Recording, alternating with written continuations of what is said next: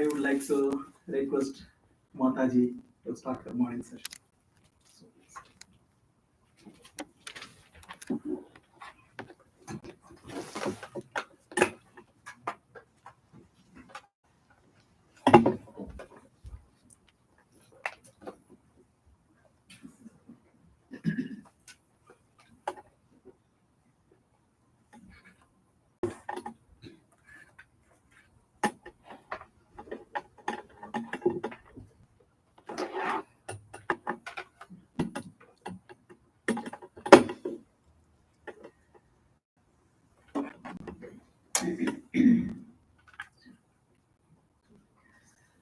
Om Jananim Sharadam Devim Ramakrishnam Jagadgurum Padapadme Tayo Shritva Pranamami Muhur Muhur. Am I clearly audible? Yes. Yes. So the topic for today is the signs of happiness. And this is a topic which is so popular even in universities in India. Today we have courses on signs of happiness. This Yale Divinity School, they have a huge Science of Happiness course, I think every semester. So, positive psychology is entirely studying the science of happiness. So, we will be dwelling deep into this science of happiness, but according to Yoga Vedant. So, insights from yoga psychology and Vedant. I'm sure you're used to such talks because there are so many talks on Vedant here. So we will be drawing from this knowledge and from their insights about what more we can add to our understanding of happiness. So these are actually very deep insights which you get from yoga and Vedanta. Fundamentally, we must understand, Sri Ramakrishna used to say, there are three categories of happiness, he would say. The first is what he would call Vishayananda. The second was, he would say Bhajanananda. And the third, he would say Brahmananda. So let's go a little bit into each of these. Vishayananda is something we all know about. It's the joy born of senses, through the senses. So this joy includes, everything that our senses take in, all the good things we see, we hear, we eat, we touch. So all of this is included under Vishayananda. So the contact between the Vishay Vastu and the Vishay, the sense organ and the sense object, is supposed to produce this level of joy. Only thing is, our scriptures and our own experience will tell us that this experience is extremely limited, very fleeting, ephemeral, and transient. And it is addictive in nature but draining, and finally it is unfulfilling. See, this is the problem with Vishayananda. That joy which the senses bring into our lives is very extremely limited, actually speaking. So there's a ladder of happiness. When we go into the science of happiness, you will get introduced to this ladder of happiness. There are different levels of happiness available to the human experience. The lowest rung of the ladder is the Vishayanand, the, the joy which our senses give us. See, you can eat two rasgullas, but if you eat four, you don't feel so good. If you eat six, you have a bad stomach, and then actually a repulsion for rasgullas. So this level of joy, you don't increase it by optimizing the object in your experience. You can't do that. So the only way to increase our joy or to consistently get joy is to move to the next rung of the ladder. So the next rung of the ladder is the happiness born of, intellectual or deep mental engagement with something. You read a great book, or you write a wonderful poem, you stay in nature, or develop a hobby like music or even mathematics, anything which engages your mind deeply, you get a greater level of joy. And in fact, if flow is generated, and I think you know what flow is. So when flow is generated, deep intellectual engagement can give you a very fulfilling kind of joy. you see, there are the higher rungs of the ladder are mental joys, creative joys, intellectual joys. And then there is a joy even higher than that. That is the joy born of service.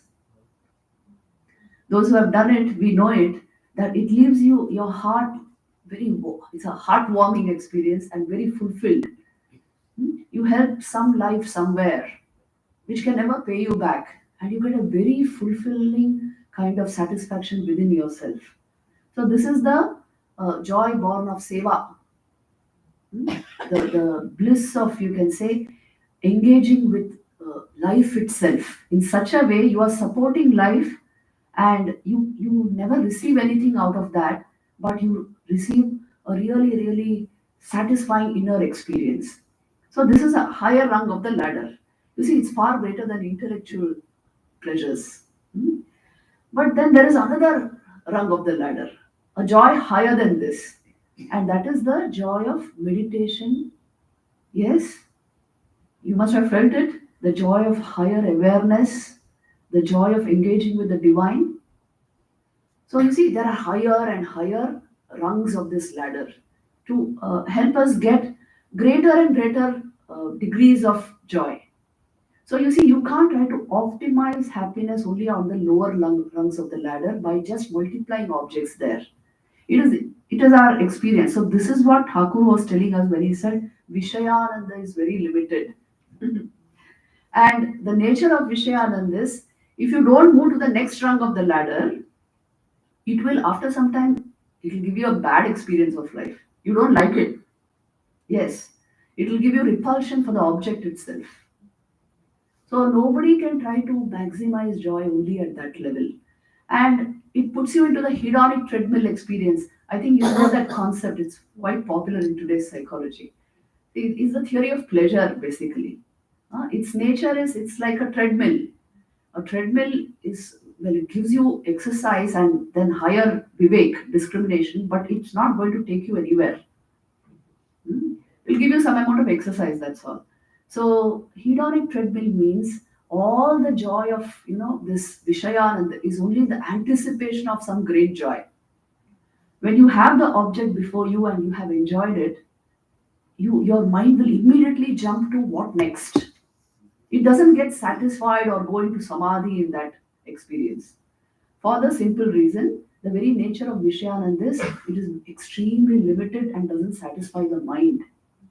See, if this we understand fundamentally, we will know that we have to climb those rungs of the ladder of happiness. There's no other way. So the limiting nature of Vishayananda pushes us towards understanding then what are the higher levels of joy. Thakur says Bhajananand is the higher level of joy available to all of us. Bhajan means actually engaging with the divine. Whether you engage with the Lord through service, through seva, through puja, through japa, through dhyan, or through any other activity. It can be music, it can be your work in which you are making and offering it to the divine. It can be any of these.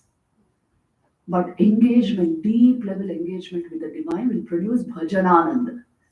So bhajan or even kirtan, it gives you, when you do it like that with full energy and full devotion, it gives you a lot of anand. And the nature of this experience is, it produces what in yoga we call sajatiya ekagra vritti pravaha, which means the same kind of devotional vrittis again and again falling at the same point, and you have bhajananand. Yes, it's not a distracting kind of joy. It is not joy born of the senses. It's just the elevation of the mind and the vital energy is functioning at a higher level. So this bhajanananda is itself so, it absorbs you deeply. See, Vishayananda is fleeting. It's just temporary and not worth it actually. But bhajanananda is naturally ennobling for the mind. It lifts our energies and keeps the mind clear, full of devotion or some great bhav or deep awareness, some such thing. And that is why it is liberating in effect. Finally, the mind feels good after the experience. So that's why you see you people come for satsangs, you come for talks, or to use the ashram library. Why do we do these things? Or go deep into something like music or spiritual practice. Why do we do these things? Is to give our mind a taste of bhajananand. Hmm? High level engagement with an elevating bhav, or what you can call emotion or idea, will result in sajatya ekagra vritti pravaha, which means the same kind of vrittis at a particular level about an elevated object are arising in the mind. So this gives a very satisfying experience. That is why bhajananand is considered greater than vishayanand. Then Thakur says there's a joy higher than this, and that joy is brahmanand. Brahmananda cannot be encapsulated in words. Hmm? Brahmananda is the very nature of that is absorption. It is such a level of bliss that your mind gets absorbed, consumed in that. Hmm? You see, Vishayanand can never produce such an experience. Even Bhajanananda can give you a foretaste of Brahmanand, but it may not produce actually Brahmanand. But the joy you get of real meditation or absorption in the divine, it can happen even when you pray deeply with tears in your eyes. That rapture, that beatific moment when you are absorbed in the divine, that is Brahmanand. Now, Brahmanand is something you can see in the life of Sri Ramakrishna himself. Okay? And he gave the best demonstration of the ecstasy of God consciousness. In his life, if you read the Gospel of Sri Ramakrishna, on an everyday basis, you will see Sri Ramakrishna going into Bhav Samadhi, going into it and coming out of it. Hmm? And when he would go into it, he would radiate light and bliss. And all the people around him actually felt it around him. See, this is the glory of spirituality. You can tangibly feel it around a holy person. Around Sri Ramakrishna, whoever was in his presence at that time would get caught up in that bhav. And the whole place would become, it was like a mob of highly ecstatic devotees singing kirtan, taking the name of God, deeply swooning in bhav samadhi. It would become like that.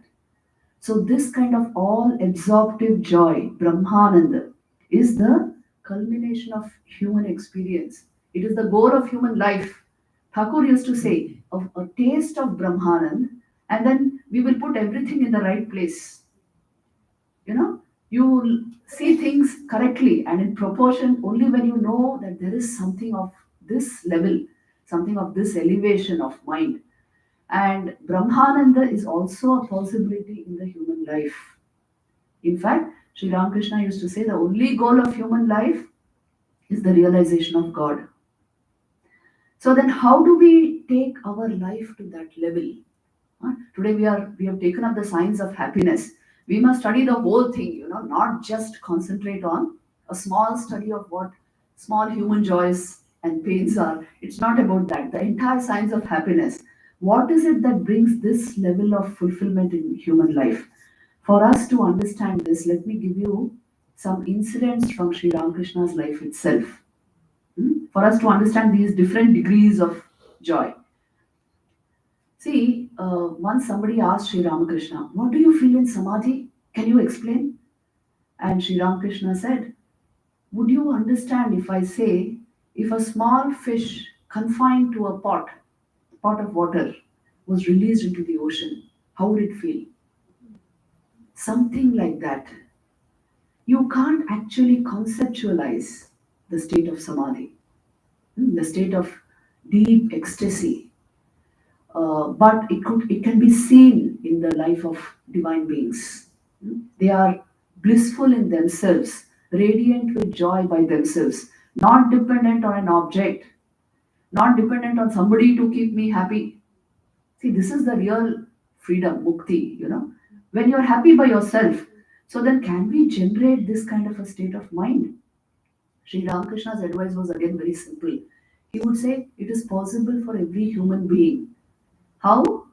Bhakti Shar, he would say. The essence of life is devotion. And a level of devotion where the mind is absorbed in God.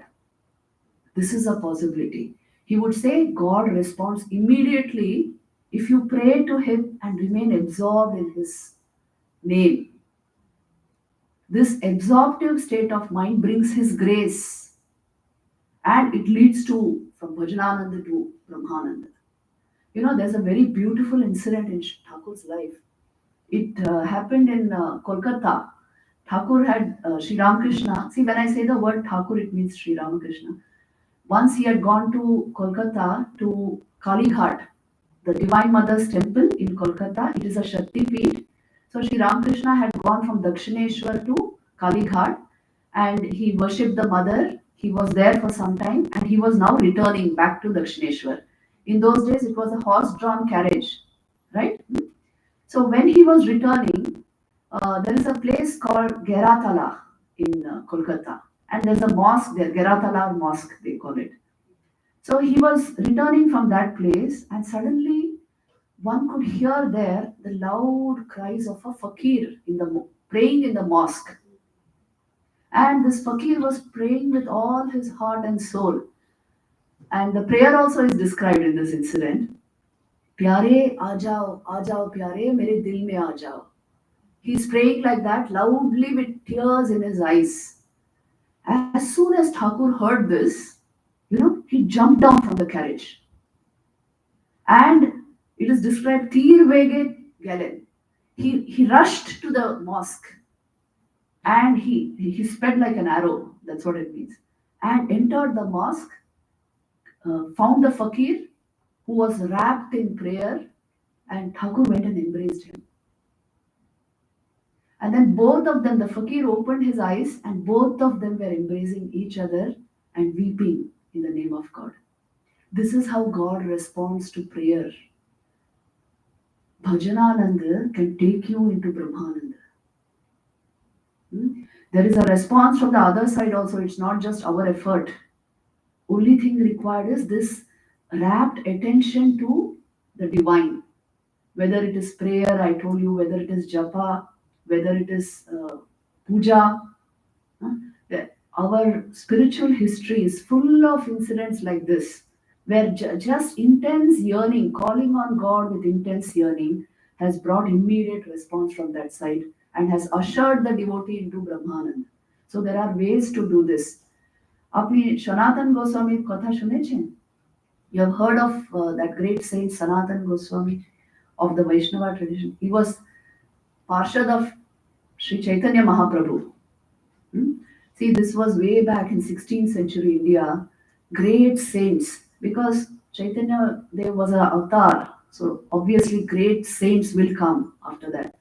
So Sanatan Goswami was a direct disciple of Sri Chaitanya Dev, and Mahaprabhu held him in great esteem actually. He was very close to him, and he was sent to Vrindavan to do spiritual practice.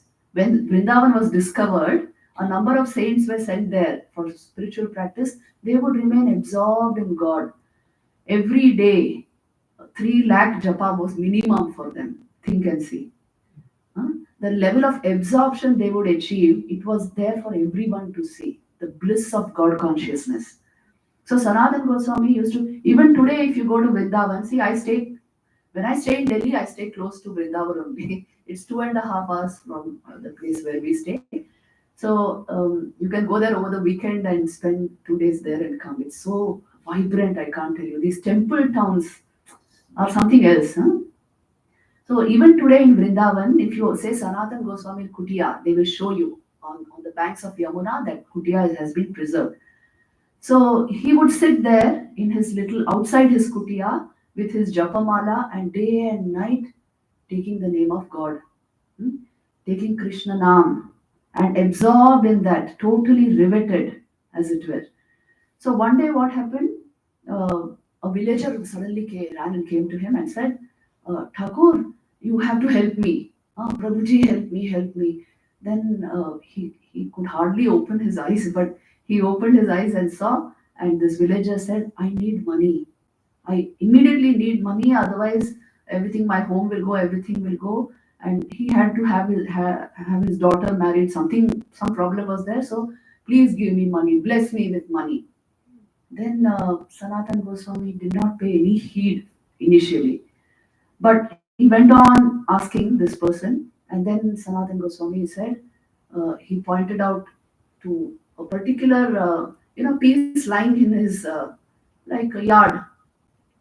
It appeared like a block of stone, and the man ran there and took it. See, one version says it was the philosopher's stone. See, those days they knew alchemy. Alchemy is when you touch that stone to any metal, it turns into gold. And in one of the versions says it was actually a bar of gold. So whatever it was something very precious. And it has been thrown like that in the garden, and it's fully covered with mud. And this man is so stunned when finds it and says, "This will give me enough money which, to live very well my whole life." And he's put it out like this in the garden, not even caring for it. And Sanatan Goswami signed to him, "You take that and go." So the man left. Now, on his way back home, he suddenly thought, "See, this saint, he's put that bar of gold outside. এরকম ফেলে রেখেছে, huh? He's not even bothered to see whether it is there or not. What he must have got, that he doesn't care for this. He finds this of no value to him. So then he turned back to see what he's got. Huh? So he turned back, and then his eyes fell upon Sanatan Goswami's face. This whole incident is beautifully described. Chaitanya Charitamrita, in all these books, this incident is very well described. So when his gaze fell on Sanatan Goswami's face, he saw his face was brimming with bliss and filled with tears. The eyes were full of tears. You see, when you shed tears for God, they fall from the outer corners of the eyes. And when we shed tears for our ego, they fall from the inner corners of the eyes. So next time you're crying, check it out and see whether it's for God or it's for the ego hankering for some attention. So Sanatan Goswami's eyes were just streaming tears, and the bliss radiating from his entire face, and the devotion. Devotion is something you can infect another mind with it. If you have that bhav within you, it will radiate around you. So this entire thing could be seen on his whole body language was divine. As soon as this man saw this, he fell at his feet and said, "Prabhuji, I made a mistake. I don't want just this. Give me what you have got. Give me that." And the story goes that Sanatan Goswami actually gave him Krishna Nam, the name of the Lord, and told him, "If you do it as it should be done, it will result in this." And then the story also says that he threw that piece of metal back into the Yamuna. He also realized that whatever we get in this life, it is a understand it in your own way. It is still a limitation. Once our basic needs are satisfied, we must think what are the higher degrees of happiness available to us. So you see, Bhajanananda is like this. Just the name of God can enrapture the soul and leave it in a state of deep inner fulfillment and bliss. Nothing else is required. It takes very little to be happy. I'm telling you, a clean mind, a pure heart, and the name of the divine is more than enough to generate all the happiness you require in life. Everything else is a accessory, not for this, but for your, for to support your physical life here. But it is not actually required for inner bliss. This much alone suffices. A clean mind, a pure heart, and the name of God. So this is the way Bhajanananda leads to Brahmananda. One more very beautiful incident I will tell you here. This happened in Thakur's life.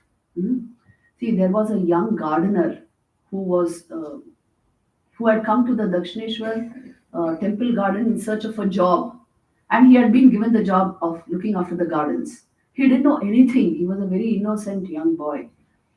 And it so happened that one day he at night he would live in a shed there, and at night he saw a light coming out of Beltola, not Panchavati, Beltola. So a kind of blue light around the entire place. Now this boy went there. Even this incident is recorded. You will find it in Chaitanya Maharaj's books in English. So he went there to see what that light is, and he found Sri Ramakrishna sitting under the bale tree in samadhi, and he was enveloped by this blue light. Eto absorbed Shilan Thakur. He was so utterly absorbed in the divine that his whole face was radiant with bliss, and a blue halo was around him, and that was so bright that it, even he says the leaves of the trees shimmered in that light.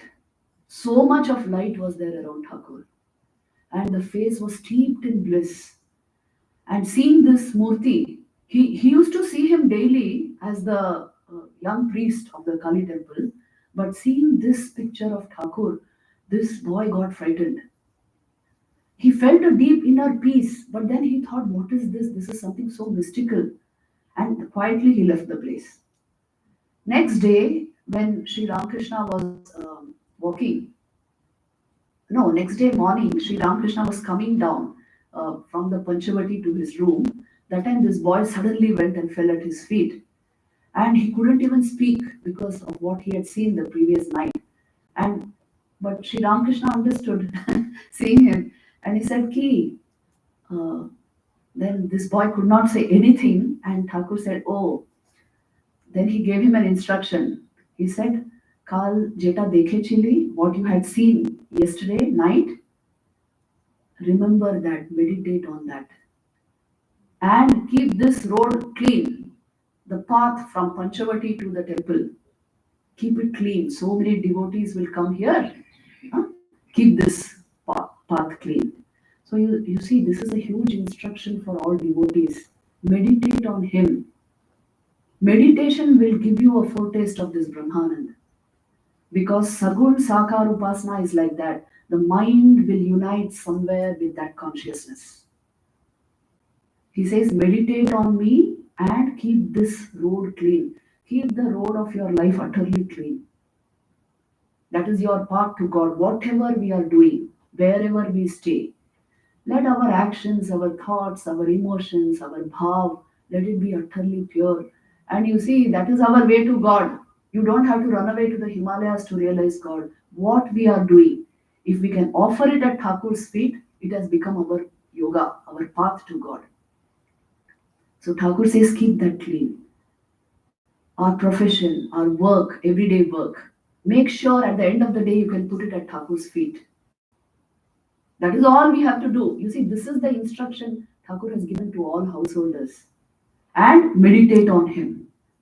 If you meditate on him, definitely Brahmananda will come into our lives.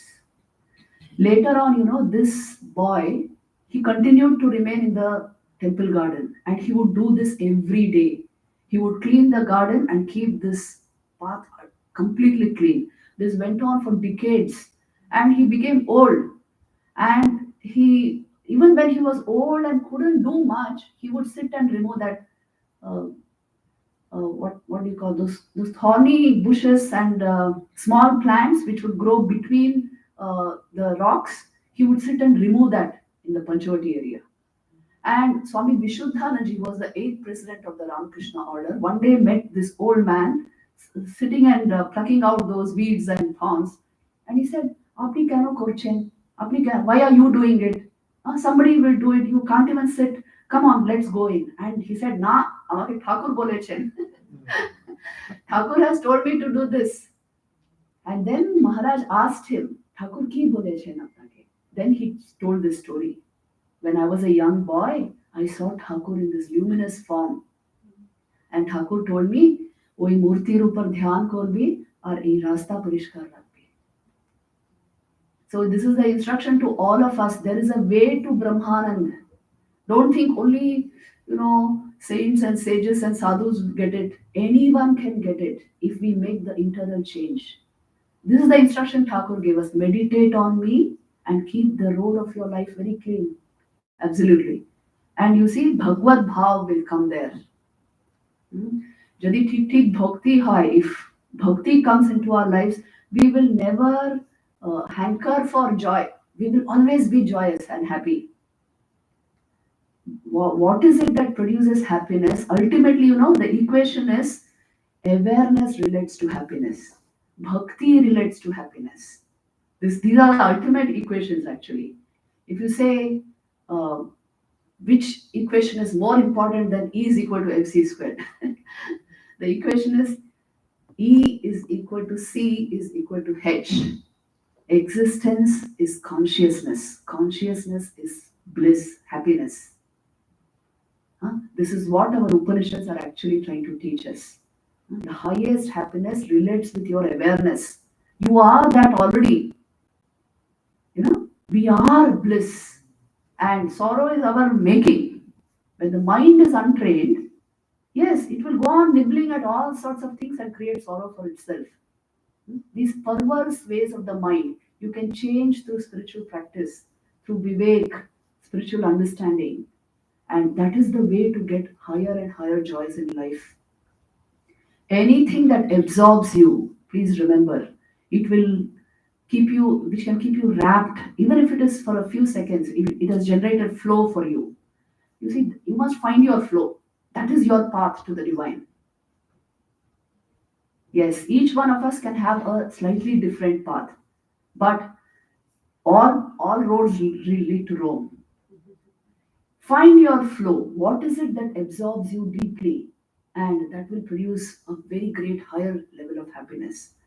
So, this is the general scheme of science of happiness as we understand it. Because if we limit our science of happiness only to the first rung of the ladder, we are not doing justice to the science of happiness at all. If we limit our study of the science of happiness even to Bhajananand, still it is not enough. It must go to Brahmanand. The entire gamut of happiness available to the human experience, this should be under observation and study. That is why, we always gave out science of happiness according to Yoga Vedanta. Not according to mere psychology, not even about positive psychology, not about just human understanding of the joys and pleasures of life. There's a way to deepen life. There is a way of deepening awareness. This is what spirituality is about. Adhyatma, spirituality actually means getting in touch with the pure awareness that we are. That is the fountain of joy right within us. And if the mind is overcluttered, unable to, reflect that light, then it will face all kinds of pains, problems, sorrows, and will keep on lamenting and searching for a signs of happiness.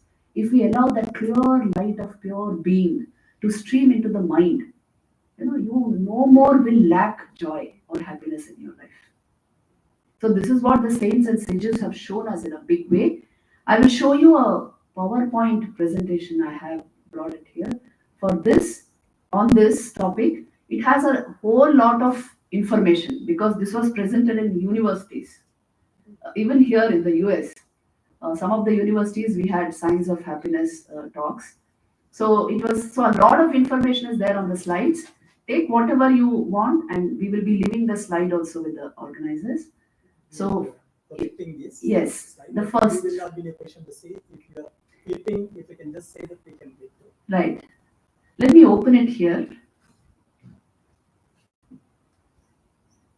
Dada, there's a password it's asking.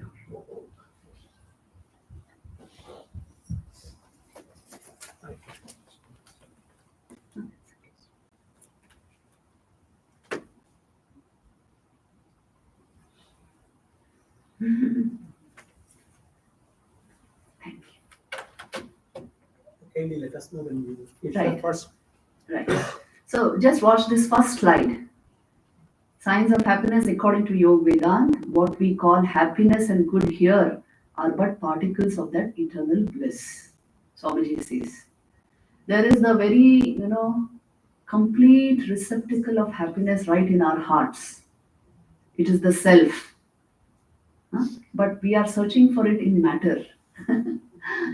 From there arises all joy. At least we must pay attention to what the masters are saying. What is it that they are saying? You know how Vedanta analyzes this statement? They will tell you that, you see, bliss is essentially the very nature of the Atman. It reflects in the mind and makes the mind conscious. And so the conscious mind feels good. Hmm? That's how we posit a sense of identity for ourselves, the conscious mind. But this conscious mind, when untrained, what it does is it superimposes that light on the object outside and attributes gives credit to the object for producing its joy. So this is the wrong understanding which we have developed. Hmm? Objects can come into our life, they can give us comfort and security, but they don't give us bliss. They can come into our lives, they are required for physical survival, but they don't give us the ultimate bliss and fulfilling experiences of life. So that is why, to understand this, that bliss belongs to the Atman, it can reflect in a clear mind, and happiness can be a state of mind. That we'll come to that. So that is why what we call happiness and good here are but particles of that eternal bliss. Then look at this. The determinants of happiness, as we understand it today, you see, the modern world, this is how it understands the happiness index. It depends on all these factors. They will tell you absolute income, relative income, our consumption patterns, genetics, health, age, time usage, autonomy, self esteem, sense of purpose, aspirations, civil status, employment status, social comparisons, social relationships. All these contribute to our happiness. This is the usual understanding. Hmm. Now, in all of this, you check it out and see they give you, what do they give you exactly? They give you a lot of comfort and security.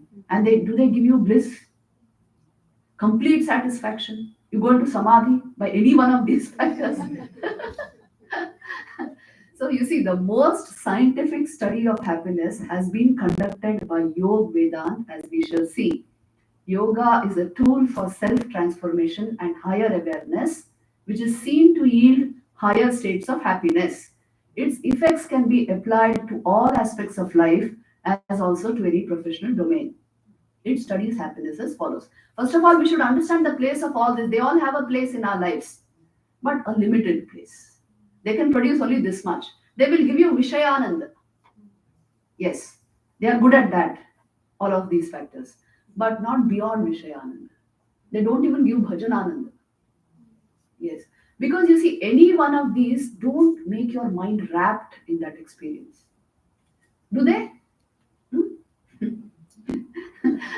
Even a great movie you may be watching for 3 hours, maybe you are quite concentrated.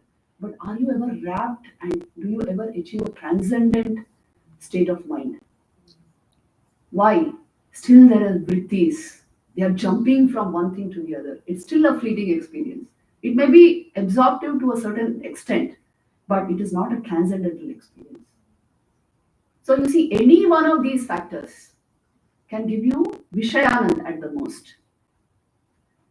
So then the way of yoga is raising the metric or bar of happiness through yoga. Now, I already explained this ladder to you. See, types of happiness available to the human experience. The sensory level, uh, there's a mapping of pleasure over time. It will always decrease this level of happiness. Then there's the happiness born of thought or emotion, the mental level. Then there's an intellectual level of happiness, the next rung of the ladder. And there's a spiritual level of happiness. Seva is spirituality. Dhyan is spirituality. And bhakti is spirituality. So all of those experiences are at the highest rung of the ladder. If I want to make happiness a part of my life, I must climb this ladder and not try to optimize happiness only at the lowest rung. This is something we should understand. Hmm. So you see, how does yoga actually work? The evolutionary ladder, which is inbuilt in our central nervous system and brain, is that yoga produces altered states of consciousness and thus higher happiness. What is fundamentally yoga? That point where human consciousness stands radically transformed into divine consciousness. Avastha, that is yoga. Hmm? Dhyan is the seventh step of Ashtanga Yoga, after which is Samadhi. So it is said to produce the highest level of happiness. So you see, the human personality paradigm in Vedanta is what I have put there as a in a picture. There is the physical body, the inner sheath is the pranaic body, then there is the manomay kosh, the mind, then there's the vijnanmay kosh, the buddhi, but the innermost core of the human being is the Atman, and it is from there that bliss comes. Huh? So constantly giving credit to objects in our life, this we should scrutinize it a little. What is it that gives me the highest rapture? You consider the highest experiences of your own life and see. Only when the mind was very clear, maybe you were in nature, you were absorbed into something, and very clear state of mind, sajatiya ekagra vritti prava. And the happiness was from your heart.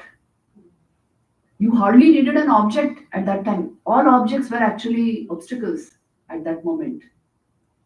Isn't it? If somebody brought you popcorn when you were seeing a beautiful sunset, you say, hey, come on, man, let me see this.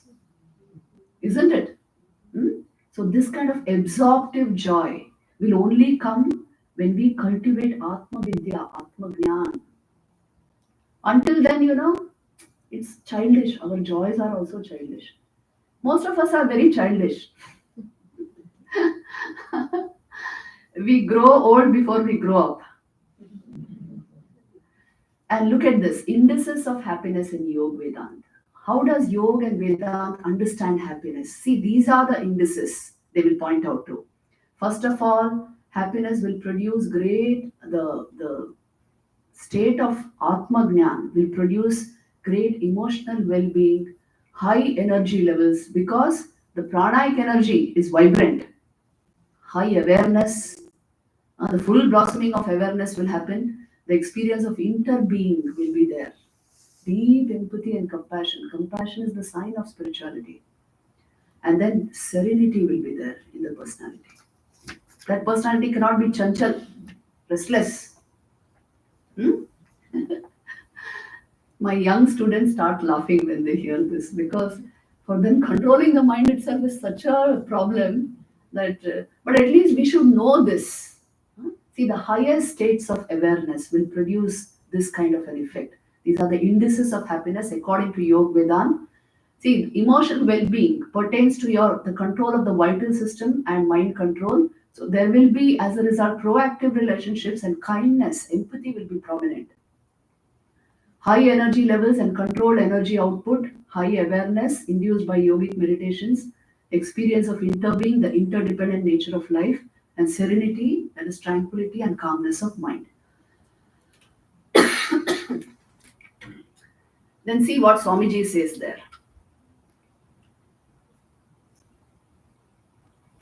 No two people see the same world.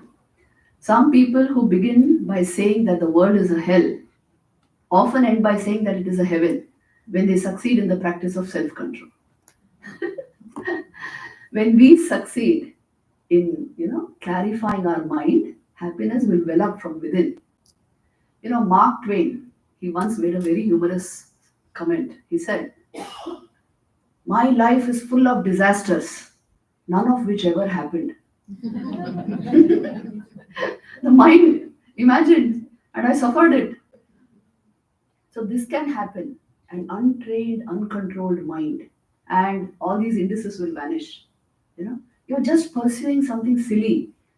Today in CBT, you study all this.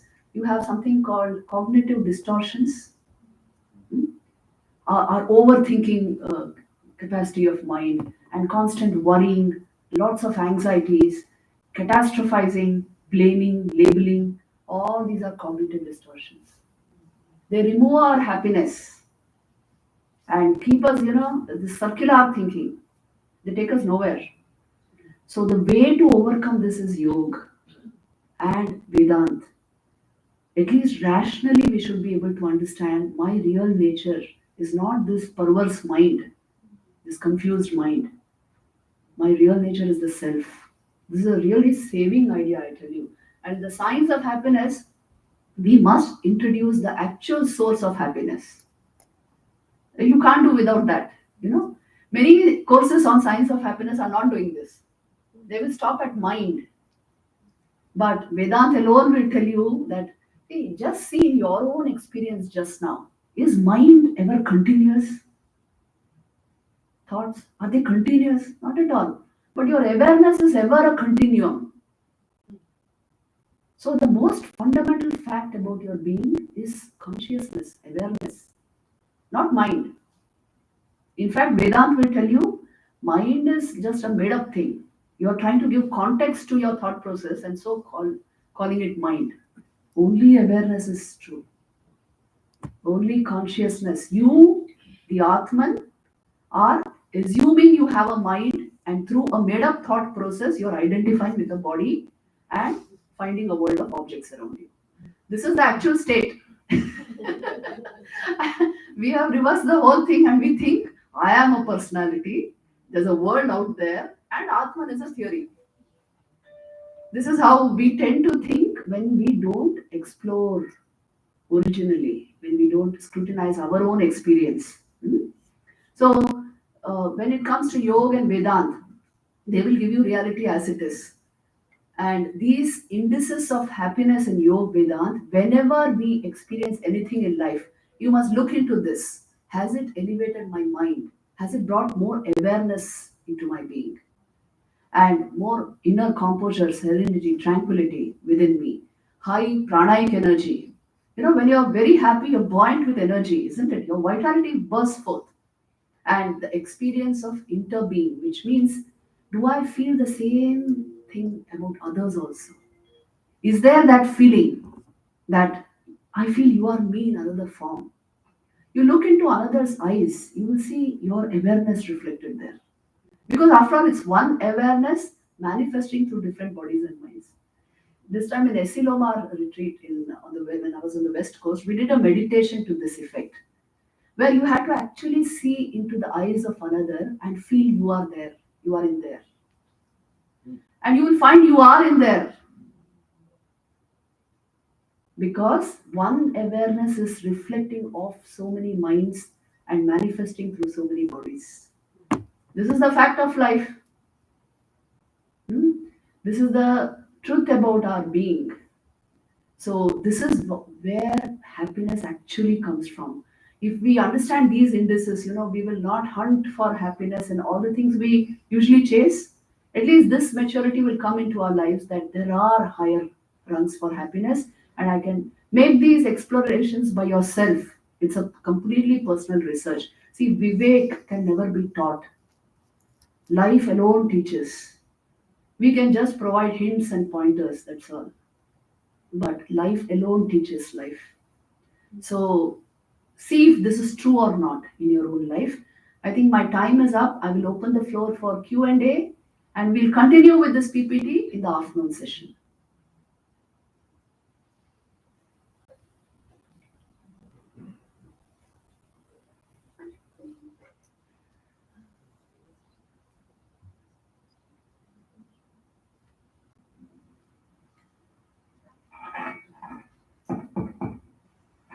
Thank you, Mataji, for that wonderful explanation. Now, the procedure is we will have two wings. Please raise your hand, state your name, and ask the question. And take turns, please.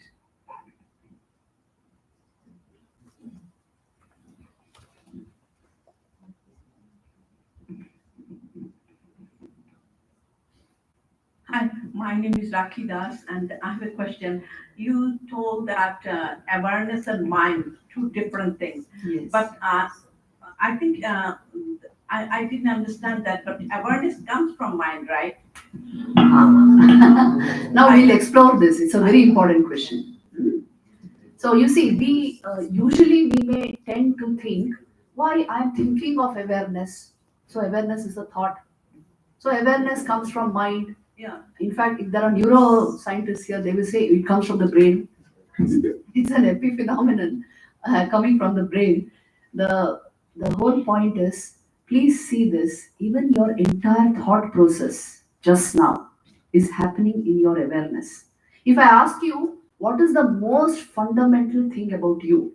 Is it your thought? Is it your emotion? Is it your will?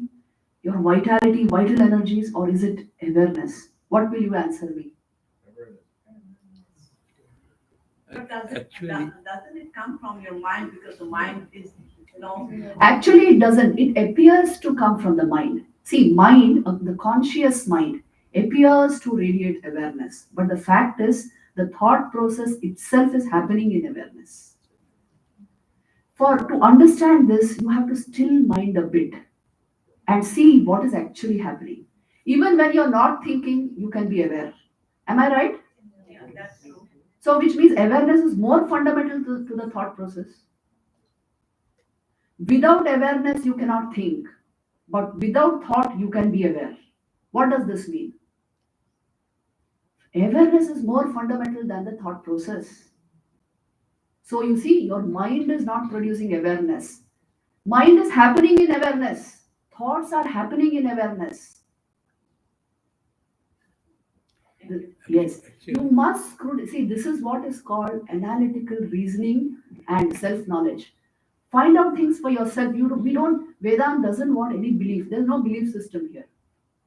There's absolutely no, uh, dogma or formulated thing. It's just analysis of first-person experience. In my own experience, I'm fundamentally aware. In that awareness, there can be a thought process, which I call mind. And that thought process is helping me understand everything around me and also helping me identify with this body and mind and making me into a persona. But awareness itself is neither persona nor mind nor thought. It's just pure being, the light of existence. it's the only aparaksha. Only aparoksham. This is the truth of our being. We need a good introduction to ourselves, actually.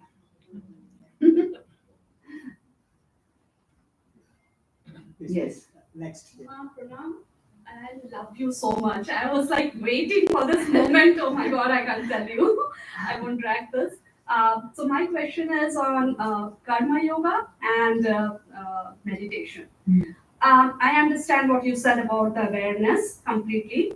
Now, if when we are doing the what you are doing actually as a saint, you can more concentrate and give more time on meditation and stay with that kind of activities.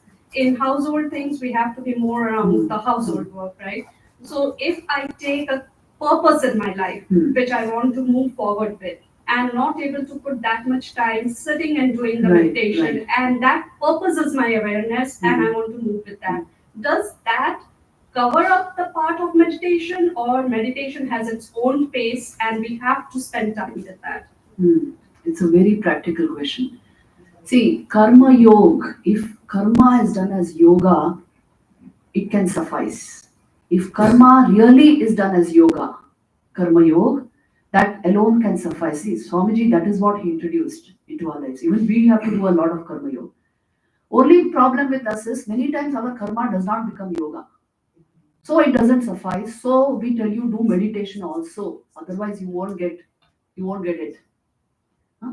If you are doing karma already with a selfless spirit, motiveless action, and only for the good of others, without any personal motive there, with the purest of intent, as a worship of the divine shining in all beings, it is a meditation. You can be sure of that. It will have the same effect as a meditation. But many times our motives are mixed. We don't understand that.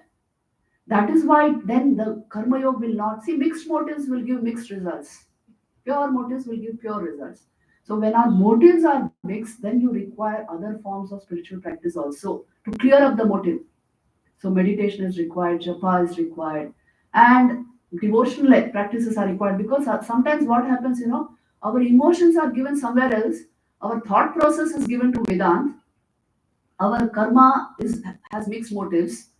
So this will not bring us the required spiritual result. Whole life is to be unified. That is why the four yogas, the harmonization of the four yogas which Vivekananda taught was for this. See, it was done right here in New York. All those books were released. Why the four yogas? Because we know the Vedantic ideal. We know the goal is self-knowledge, self-realization. but the different faculties of our mind are not working in unison. Many people do this, in practical life. They are giving their thought to Vedant, definitely, but the emotion is dragging them somewhere else. And then huge karma, almost 15 hours of the day you're working. So then what should be the attitude to work? So apply all four yogas is what I would advise. Don't think only I will do karma yoga with the purest of intent and it will take me through. Ideally, it should take you through, but many times we don't understand what our motives behind actions are. They can be mixed motives. So that is why when you do meditation, things will become clearer. Our motives will become cleaner. So apply all the four yogas together. This is what we also do in the order. This is what Vivekananda recommended. Thank you so much. Yes. Ram Mataji, I have a question actually that the question relates to a conflict that I run into all the time. I want to help. Basically, what happens is it says, if you look at the non-dual scriptures, it basically says that our impediment to realization of the truth is basically our identification of the I with the mind and body. Right. And we have to somewhat decouple ourselves from Yeah, the mind and body. But this word mind, so it seems like the mind is temporary, it's up. Once we leave this iteration of the stuff, it goes away. Yeah. But mind has the different components that we've got to presented here, the 5 sheets. Yeah. The mind, upper layer may go away, but the other sheet goes into the future iterations. Am I correct? Yes. And would you please expound on that, please? Yes. Which Mind. Very good question. Mind is a huge topic for discussion. We can go on for hours. See, philosophically, how we understand mind is, we call it the antakaran, the inner instrument of perception, cognition, thought, memory, all this, right? And that is the mind. But if you closely observe and see what is mind, see, entire Patanjali Yoga Sutras is giving you a lot of information on the mind.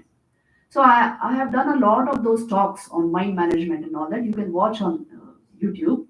But if you fundamentally inquire why my mind keeps changing, it's always, in different states. And just now it is fairly concentrated. After some time, it won't be this concentrated. And it goes into so many states that I don't know what this mind is. What Vedant will tell you is, you are only experiencing thought processes. And there's no receptacle to that thought process called a mind. Raman Maharshi would say that.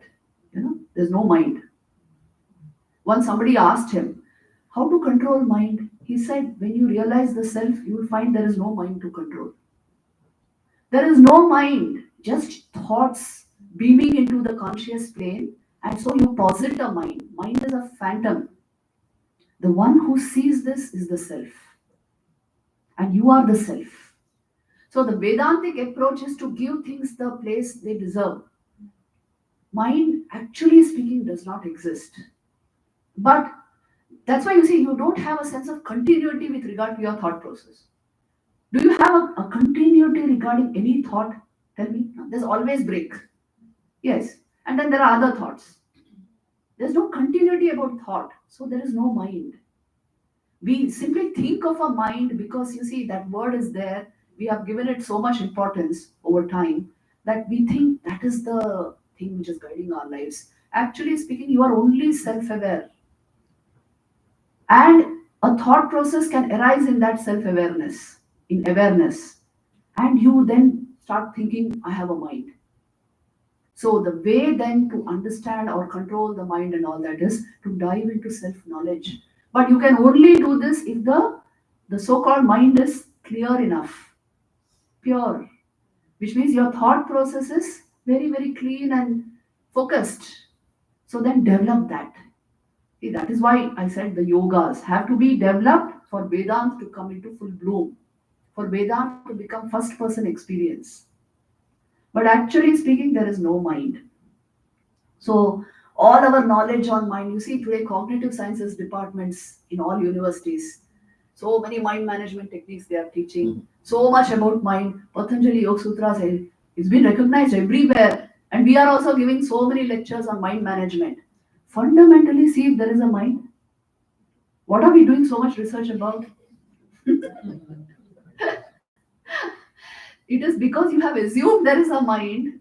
Now there is a way to gradually uncover the truth. So you have to go along with there is a mind for a long time until you see it is not there.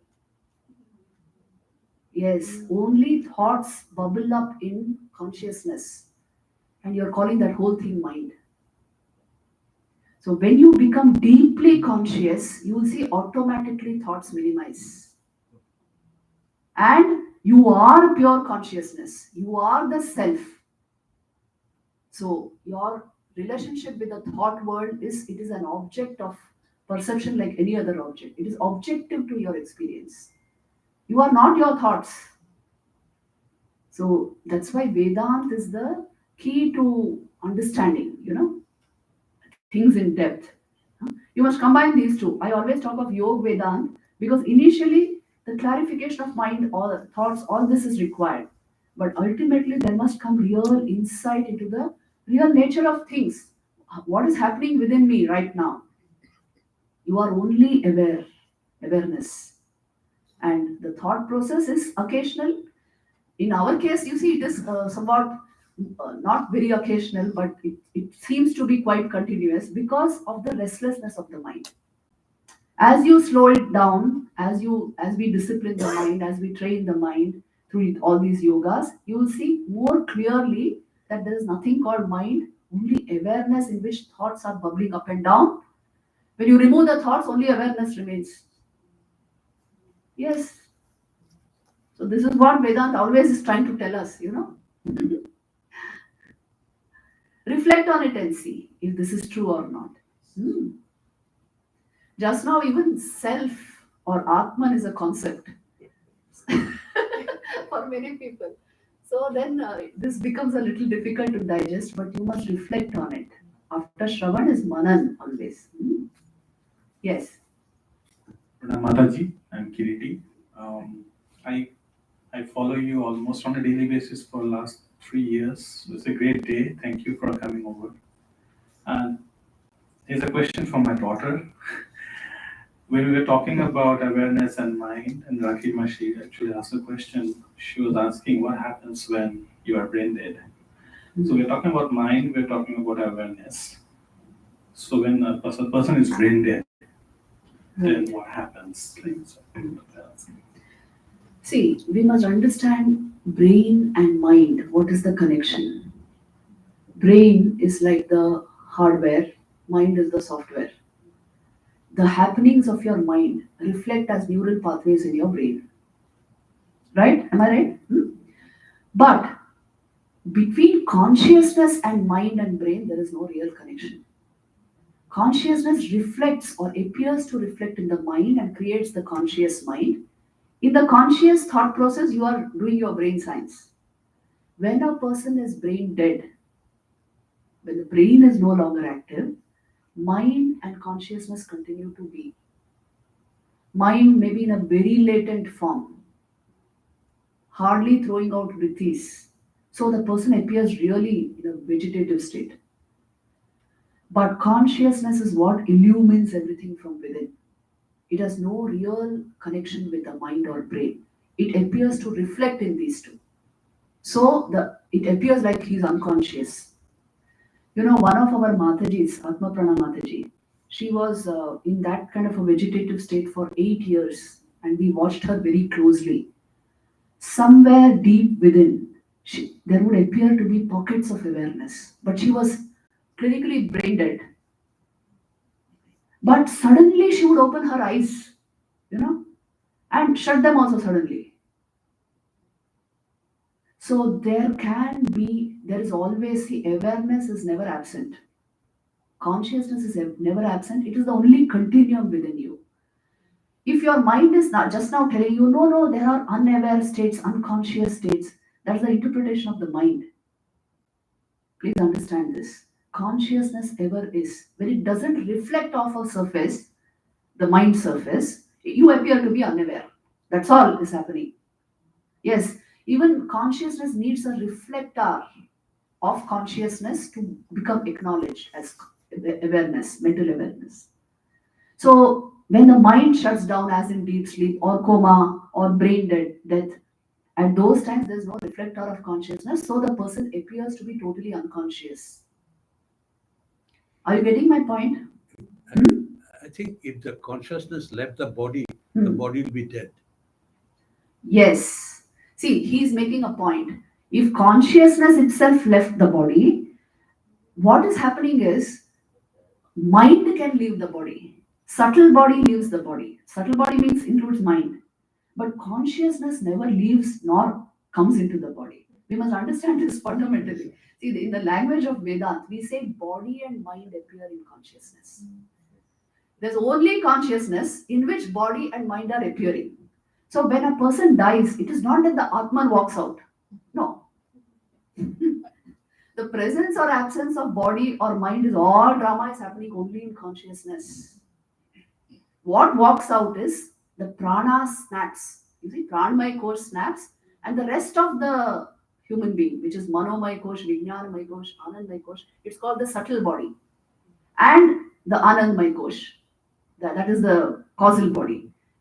That walks out. That goes. And the annamaya kosh is left behind. This is death. So when a person dies, the Atman does not go anywhere. You see, if you understand death, you will really value life.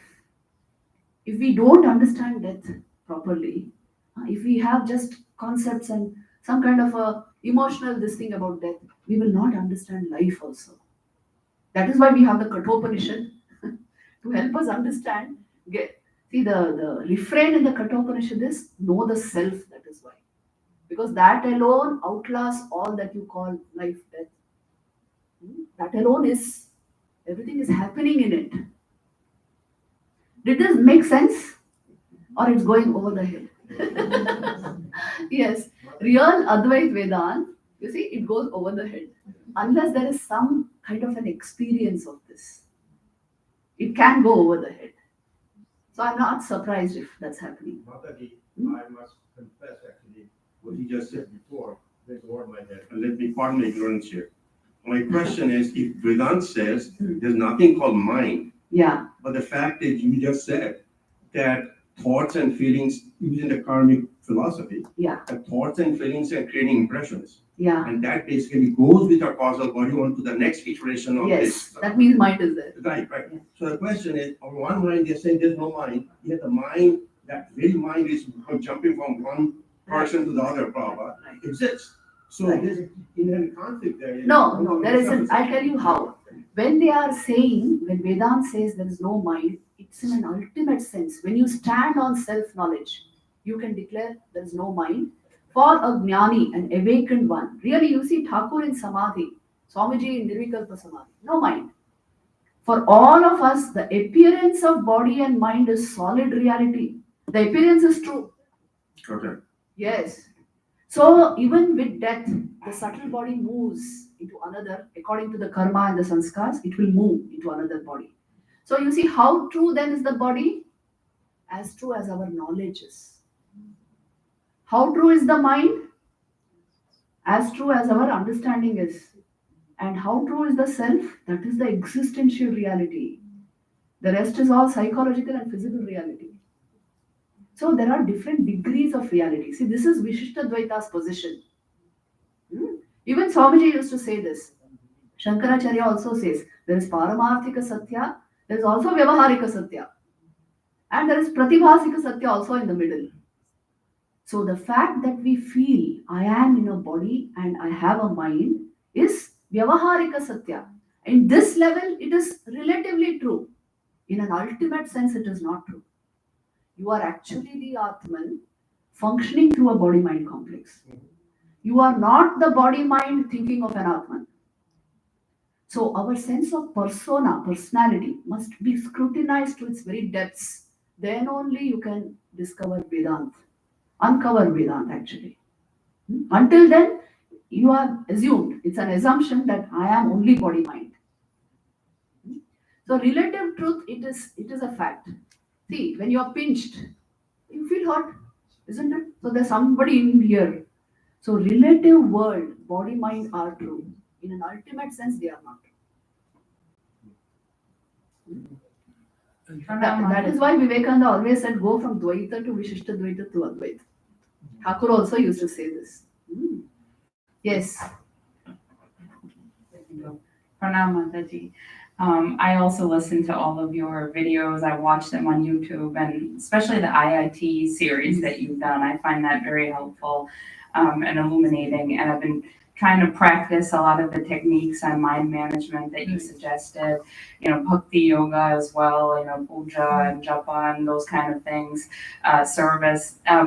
But yet, you know, the self remains a concept, kind of like what you just said. I'm kind of stuck right now. I'm at this point where, you know, my mind, intellect is grasping everything you're saying that, you know, and I actually find myself not finding pleasure in like things that I used to find fun before. You know, it's a very real thing that's happening. I'm kind of surrounded by other people though who just live quote unquote normal lives. So it's a little challenging being in like work and around my friends and family when I'm kind of into all this stuff, they're not.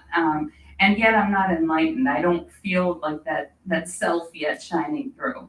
So I guess I'm just looking for some advice on how to get through that and, you know, how to deal with others too when you're in this journey kind of on your own. Yeah. Thanks. What a beautiful question. See, this is our practical state. We really know about the self, but there has been no experience of it. For most people, self, Atman, is an intellectual concept. What do you require for Atmagyan? You require sadhana. Sadhan bal, yog bal. Without that, the reality of my being will not be fed. Only the nonsense in my mind will be felt all the time.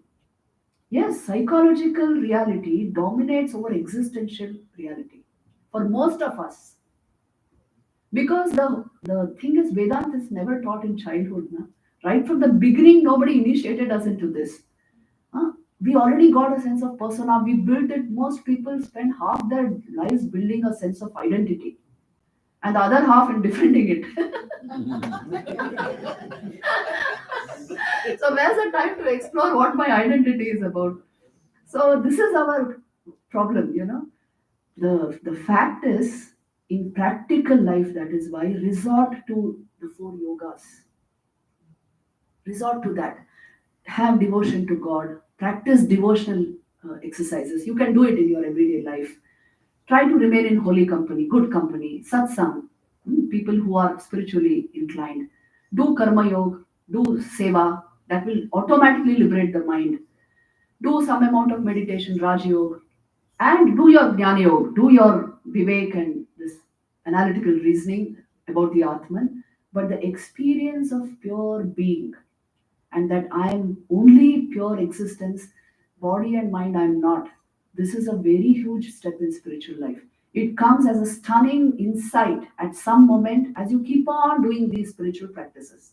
Never let go of the 4 yogas, the spiritual practices of everyday life. If you're doing it like on Sundays and only when we come to the center, then no. You must have a practice every day and at least half an hour of concentration on these things in the morning and evening. If you live like this, a certain life regulation is required for spiritual life.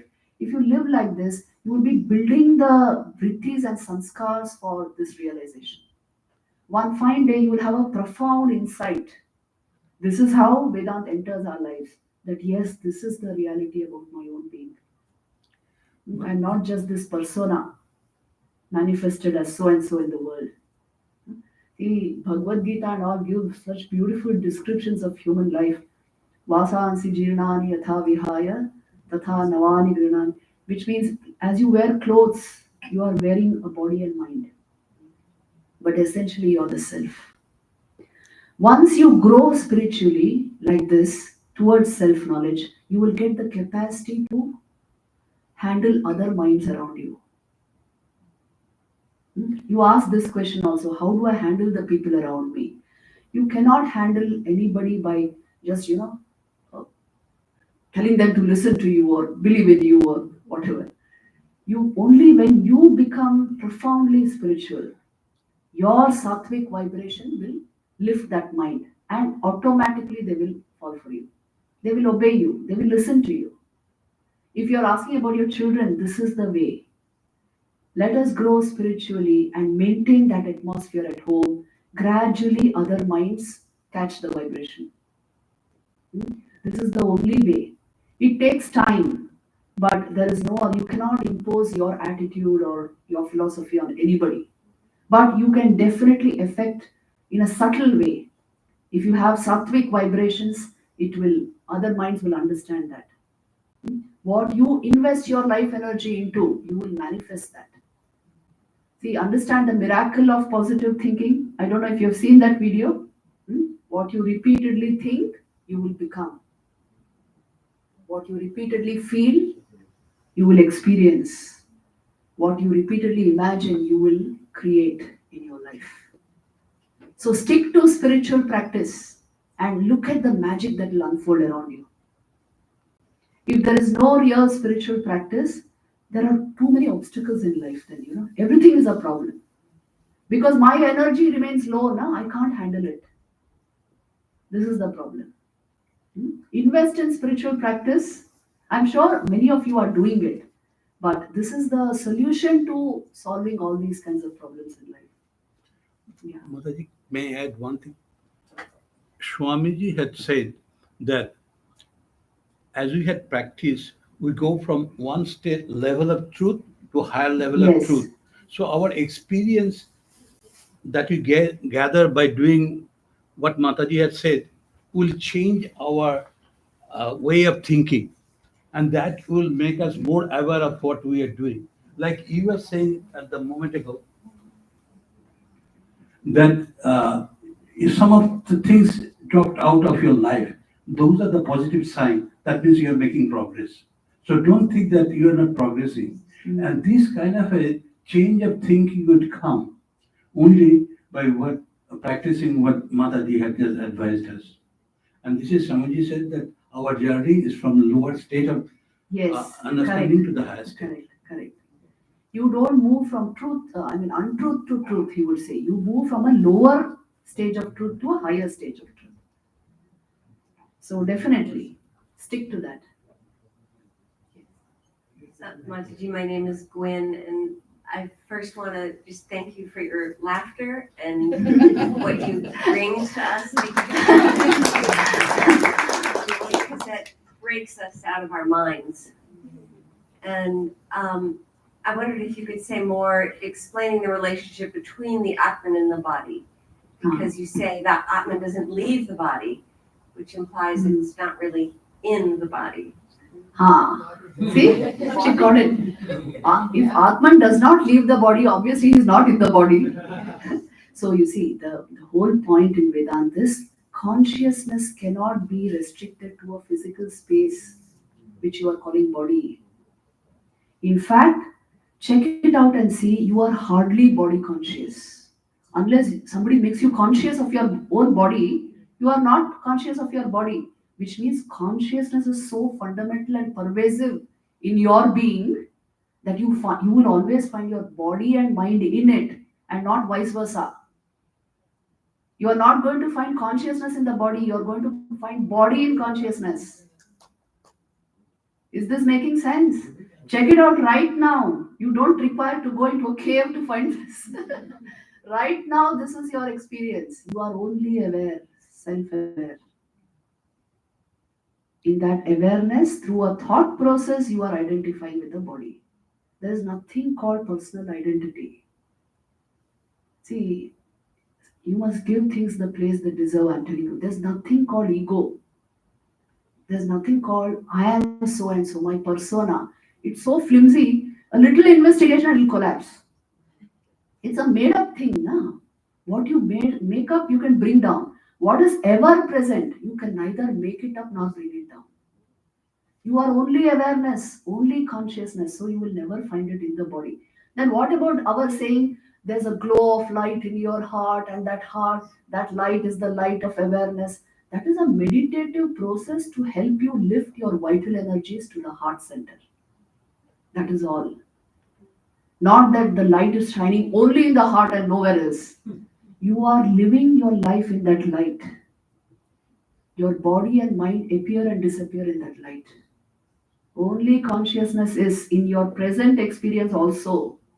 That's why you are never body conscious.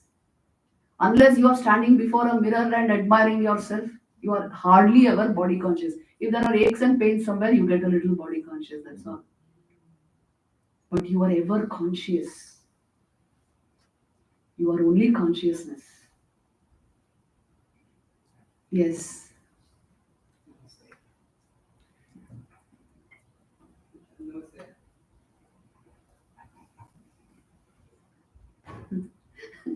I'll tell you a funny incident before we take up the next question.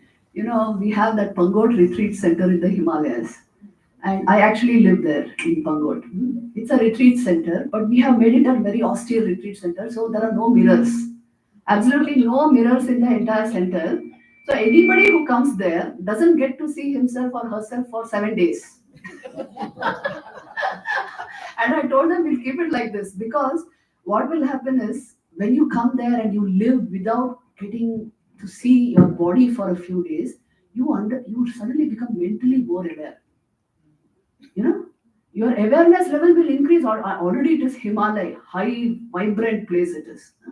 You will become mentally so aware, and you will start understanding Vedanta in a new light.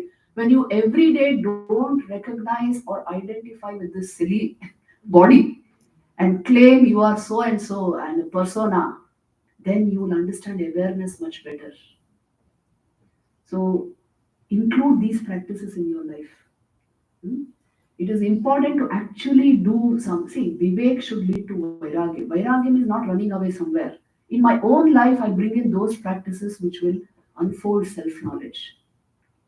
Without sadhan chatushtay, there is no realization. So strengthen that. Yes. Okay. Namaste. Thank you, Mataji. My name is Kaur, and I'm lucky to be the last question I was told to make. This last question.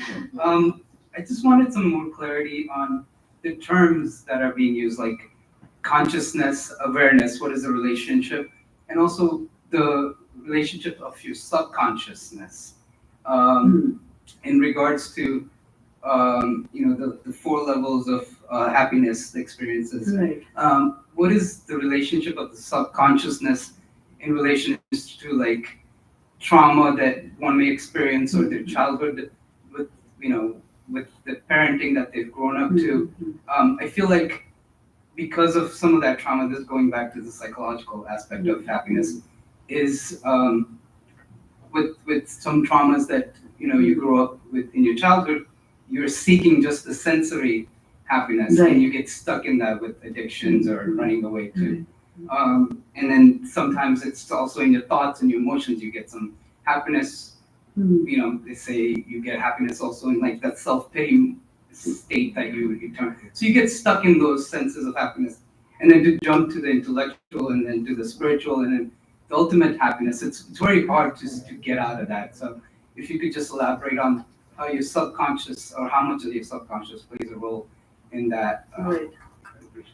So I'll take up your second question first. You know what creates, clears the cognitive debris in our mind. It is awareness. The more you become deeply aware, the deeply conscious mind is able to peer into the subconscious and understand all the trauma and all the causes for our depression, panic, anxieties, everything. Awareness is the key. The subconscious mind stores all our memories and over lifetimes.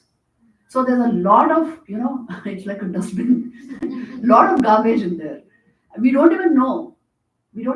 It keeps putting things out into the conscious from time to time. The vrittis can sprout up. But if there's a way of cleaning the subconscious by the light of awareness, see in your own life what this means. When you become aware of what is there within me, then I can clean it up.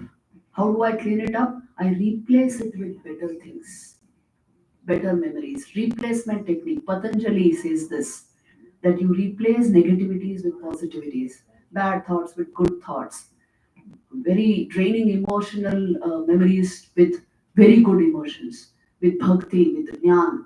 This is a replacement technique. There is a deeper technique also, and that technique is you don't just replace it, you are clearing the entire cognitive debris with flushing it out with awareness, which means when you become fully aware, as we progress in self knowledge, we become more and more deeply aware. You will understand your own mind better and even other minds better.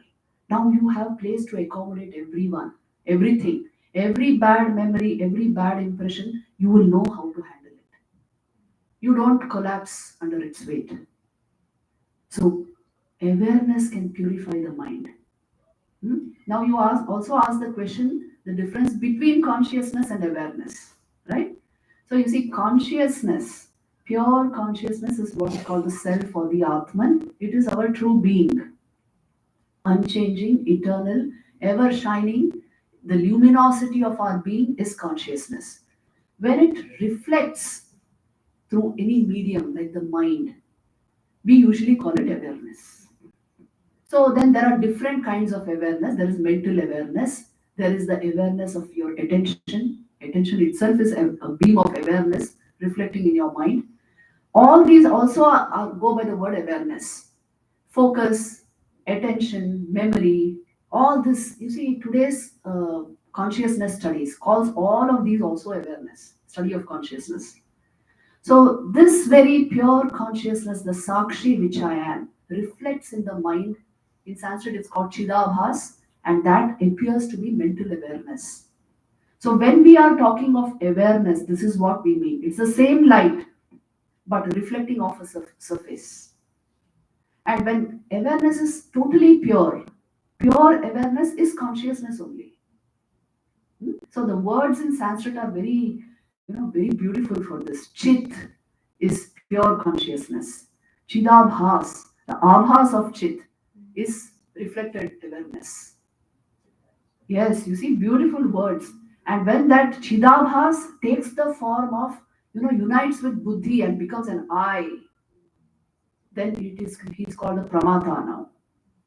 Yes, Pramata. Now he dawns a personality, a body-mind complex. He identifies with a body-mind complex and becomes a person. Yes, this is how we come into being. Raman Maharshi used to say, the birth of the I is your birth. When reflected awareness became the Pramata, you became a separate entity, separate from everyone else. Now, Vedanta alone will help you see this entire thing. You require a foothold outside mind to understand the entire workings of the mind. That foothold lies in the self, in self-knowledge. When you become fully conscious, consciousness itself, you will understand how we assume and presume identities and personalities and how we function actually. So this is the deepest of sciences. Please understand. Vedanta is the science of consciousness, and yoga is the technology of that science, the technology of consciousness. The more we bring it into our lives, you will understand things from inside out. That's the beauty of it. And deeper levels of happiness manifest in our lives through this research. Shall we conclude here? We'll carry on with ours.